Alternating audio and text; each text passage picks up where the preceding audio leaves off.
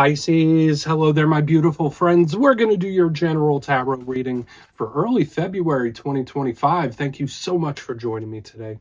You know, I appreciate each and every single one of you. So let's get right down to business as always and start you off with an oracle card here, just so we could dip our toes in the energy and see what's happening for the lovely Piscean people out there.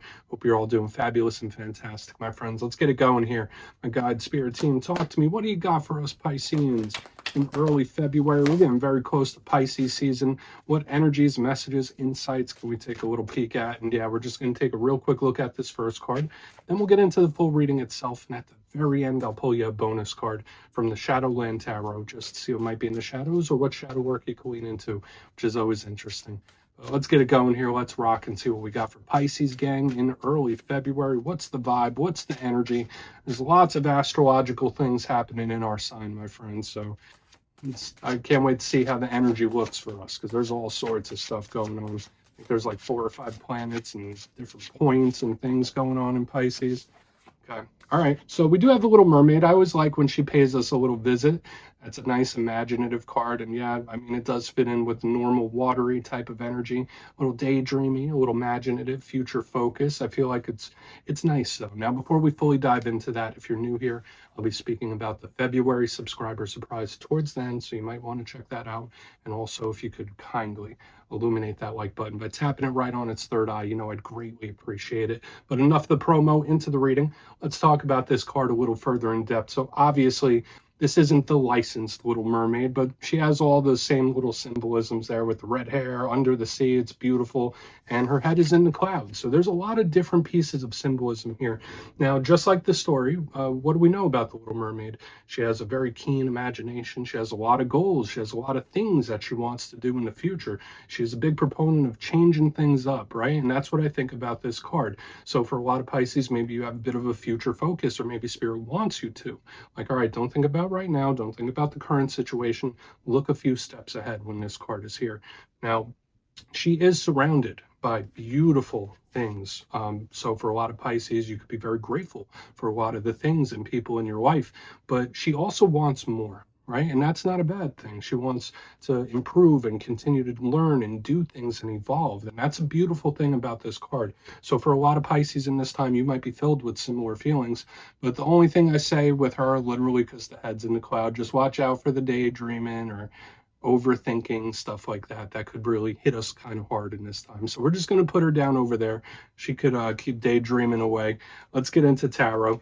And yeah, I always say the first card over here doesn't make or break the reading. It's just a little footnote. So let's get you 3 tarot cards in the upright. Then we'll get into that intuitive juiciness. Shuffle it up one time here for Pisces, gang. What's happening? And while we get this deck shuffled up and ready to go, it's already trying to jump out of my hands. Let's talk about last week's reading. It was titled An Unexpected Talk, so just know that even for the next couple of weeks, could be a lot of conversations you weren't expecting to have that you will have. So whether it's with people you weren't expecting to talk to or topics that you weren't expecting to talk about, it was showing up pretty heavily. And for other water signs too. So does not surprise me, but we're going to see what shows up for you this week. As you know, energy is very fluid, never set in stone, so only take this how it hits for you, because we could be seeing your vibe or somebody else's, right? Let's get it going. 3 cards here for Pisces, gang. What do we got in early February? We have the nice festive background here, and we're trying to take a peek at the energy. So what's going on? What do we got? Thank you. All right, cool. 8 of Pentacles. That's good. Usually. Let's get a couple more out here. Let's get him tucked in by the amethyst. It's a good card to lead off with. That's the one thing I'll say. Because it's like, I want to work on this. I want to put energy into this. It's a great card for creation. Let's get a couple more. What do we got for Pisces, please? What do we got? The deck is being very specific now, which was odd. It was trying to jump out of my hands a little earlier. There we go, 6 of Cups. So a card of the past. So it's interesting. It's like we got the future, we got the past. We have like a little bit of everything. Let's get one more. Thank you. And the Fool. Cool. So just like I said, we have a whole timeline showing up for us here. The Fool card can be a little unpredictable sometimes. So we have a nice mixture of things happening here, Pisces, which makes sense with all the things that are going on astrologically. But let's go through. I'll give you some of the classical meanings and archetypes, and we'll get into the juicy intuitive stuff. But at first glance, there is a lot of action. There is a lot of movement, which is one thing I do like. And when I look at the elements, we have a nice even mixture. We have some earth, we have some water. These are very complementary types of energies for people with Pisces placements. And we have some fire on the back end, but it's the Fool, our zodiacal neighbor. So it's like all the energy to me, at least right now, feels complementary. So I'm kind of liking the vibe. This could be different areas of life. It could be all the same thing, but we have like, we're working towards the future. We have a card of new journeys in the future. We have a card of the past. So it's like we're seeing different points along a journey or different points of a timeline, which I find super intriguing. So let's go through piece by piece and really start to build this out, because I have a feeling there's going to be a lot of detail. So position number one, we're starting with the Eight of Pentacles, and we're going to split this a couple of different ways because I know people are watching for different things. This Eight of Pentacles, we see the person at a workbench. They're working hard. They're working diligently. They're very detail-oriented. And whenever I see it, I feel like it's somebody that wants to put effort into something. They want to work towards something. Now, for some Pisces, this could literally just represent work, how you earn money, business ventures, and yeah, just how you earn. That's a big thing with this card. But it can also connect to relationships too, because when I see the Eight of Pentacles, it's like, all right, I want to work on this. I want to give to this. There's a lot of effort here with this card. It does have challenges. Every card does. Another thing I could say about this, it can represent fixing things too. So I find it interesting that we have a card of mending, a card of fixing things. We have a card of the past and then a card of the future. So for some Pisces, it's like making something right, or someone possibly wanting to make something right. That could be in the cards. Now, a big drawback with the Eight of Pentacles is sometimes it could represent someone that's trying a little too hard or not trying hard enough. Okay, so we're just going to leave it at that for now. Moving to the center, we do have the Six of Cups. Now, I do feel like I've seen this for us in recent weeks, and we see these two children, they're sharing a cup with each other. This is a strong card of soul bonds, soulmates, soul ties, you name it. It could represent people that we are very close to, very near and dear to our heart. But a big thing with this card is the past, things that have already happened. Now, this can represent somebody that we have a very close bond with, or someone we have a ton of history with. But it could literally just be reminiscent, taking walks down memory lane. I often say with this card, sometimes it could represent things coming back around. But yeah, again, it's like very daydreamy, very thought-based, very similar to what we were seeing with the Ariel. Now, you might ask, what's the challenge with this card? It will sometimes show up when you're going through some issues in personal connections. Sometimes it'll show up when you feel like there's unfinished business of some kind. That's a challenging aspect to this card, I think. So with the Eight of Pentacles in this, it's either I want to fix something, I want to make it right, or do it differently than I did before. And there could also be that unfinished business aspect. So we'll take a look at it. Sometimes it could also represent bad memories too, but we're not going to fully walk down that road. Now, moving to the last card, we have our good pal, the Fool. And the Fool card represents Aries. So, I mean, Pisces is very close to Aries. You might have some Aries placements yourself. And when I see this card, it's fresh, it's new. It's the protagonist of the tarot deck, the very first of the major arcana. So it's initiating things. It's getting things going. It's taking action. It's making moves. And it is not staying still. This is usually a very happy type of card. It's happy-go-lucky. It's jovial. It's having a good time. It's lighthearted. So I do like having this energy here. But there are challenges with the Fool as well. Sometimes it can be very, very spontaneous. Notice this Fool is about to walk off the cliff. That little dog is trying to pull him back. So in this time, you might be feeling a little more spontaneous than you usually are. Maybe someone you're connected to is acting or feeling a little spontaneous as well.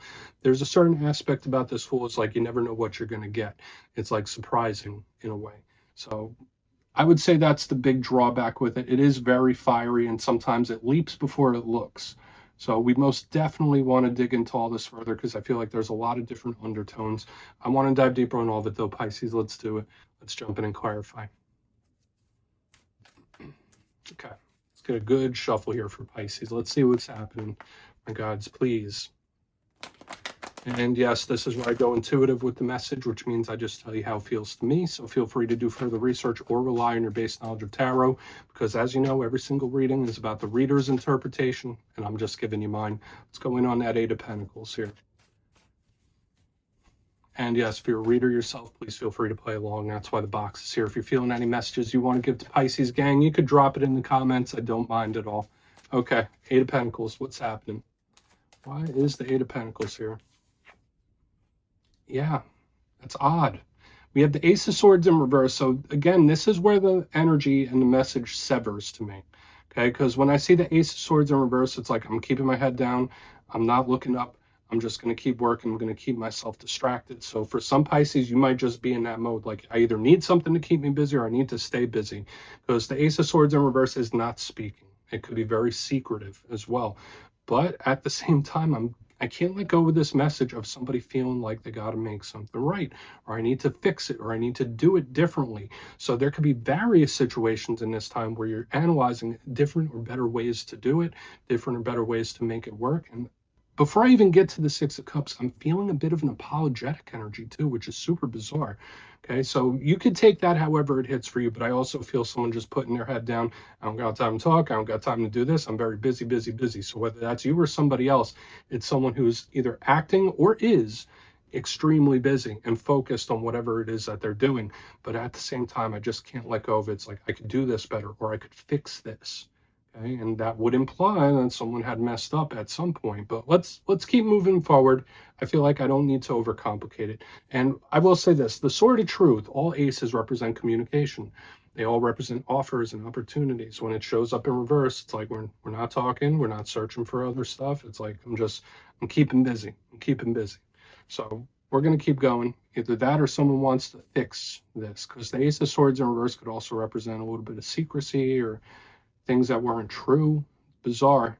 Let's keep moving. Let's see what's up with the Six of Cups, and we'll try to get a fuller picture of what's happening here. Let's go. Why is the Six of Cups here?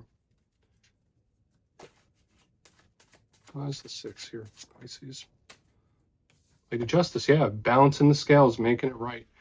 Okay, so this theme, I knew I wasn't feeling it for no reason. Lady Justice is extremely karmic. The Six of Cups, extremely karmic type of card. So for some of you, this could be a karmic connection showing up here, whether it was a person that was brought in your life to teach you a lesson, or you were brought in their life to teach them a lesson. It doesn't always have to be romantic either. This could just be a friend or even a family member. And when I see the Six of Cups with Lady Justice, that is a big signifier of karmic connection. But aside from that, it's somebody that wants to balance the scales and make something right. And that apologetic energy is showing up here, Pisces. So whether it is someone feeling as if they had made a mistake of some sort, or if they could do it better, it's like such a bizarre energy. It's like, all right, well, if I'm going to do it this time, I'm going to do it right. So there is this apologetic energy. I would just watch out in this time about leaping before you look, especially with the Fool back here and all these other archetypes I'm getting here, because someone might be prone to do something without thinking. Okay, I'm not saying it's you, it could be someone else, where either they did something before thinking it through. Make sure any moves you make or any things you do, you just think them through thoroughly before you act, because there is a potential here for someone to make a mistake. Okay, because that's what I'm picking up here in the front with the repenting, right? Why would you want to repent about something if you didn't feel like you messed it up in one way? Again, not saying it's you, it could be somebody else. In the best case scenario, maybe you feel like there's something you could do better. It's like, all right, well, I have a lot more experience now. I've been through this, I've been through that. I could tweak this and do it better. Let's go in on the Fool and see what's up with that, because I already kind of gave you what I was feeling off the Fool. But let's see what he has. Okay. The karmic energies here. So there are lessons learned. But why is the Fool here?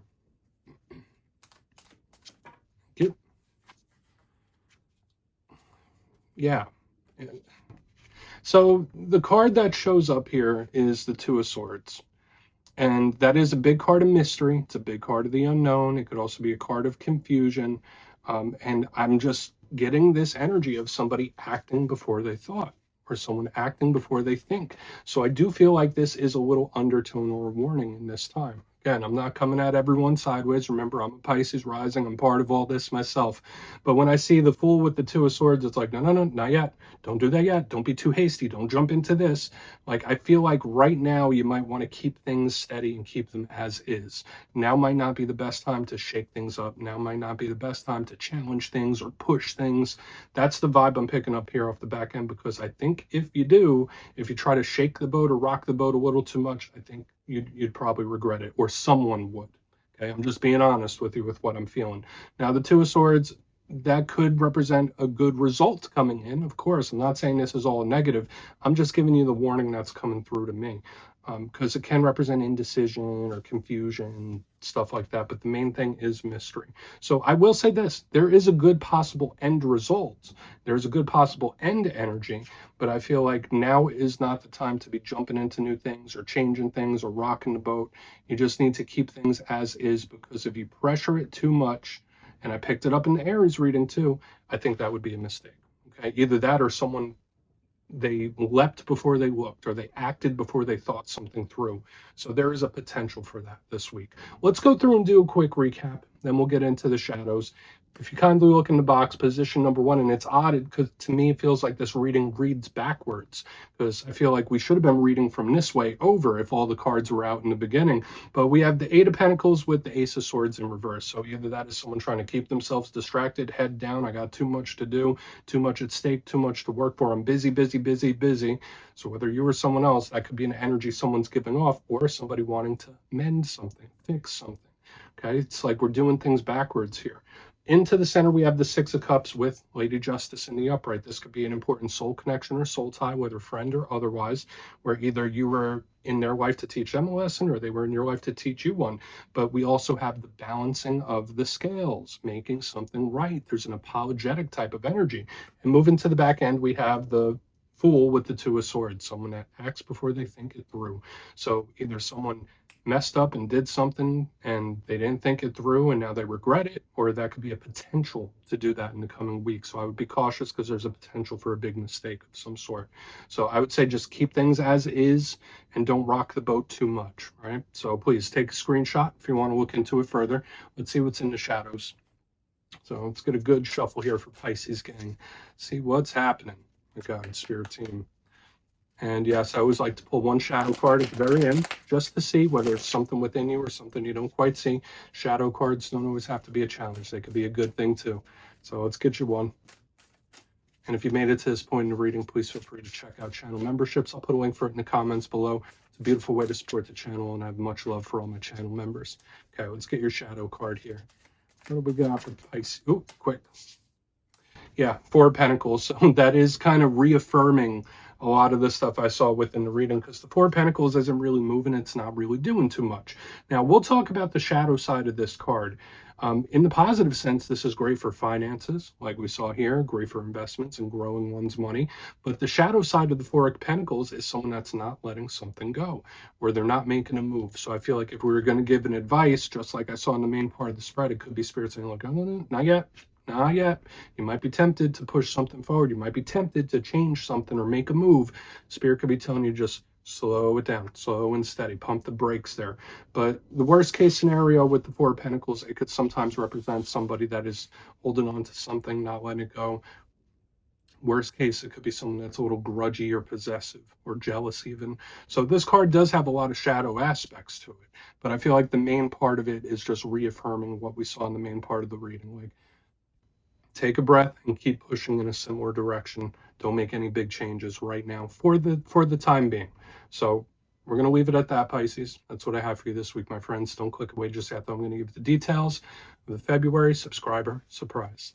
If you would like to book a personal reading with me, you can check out the availability and my digital calendar on my website, mastermetaphysics.com, so we could get a little forecast for the next few weeks for you.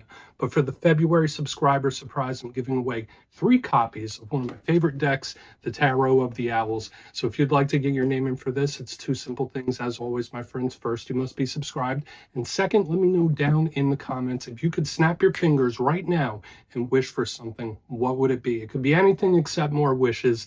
You'll be entered to win, and at the end of the month, the winners will be announced in my community tab. As always, my friends, much love, and I'll talk to you soon.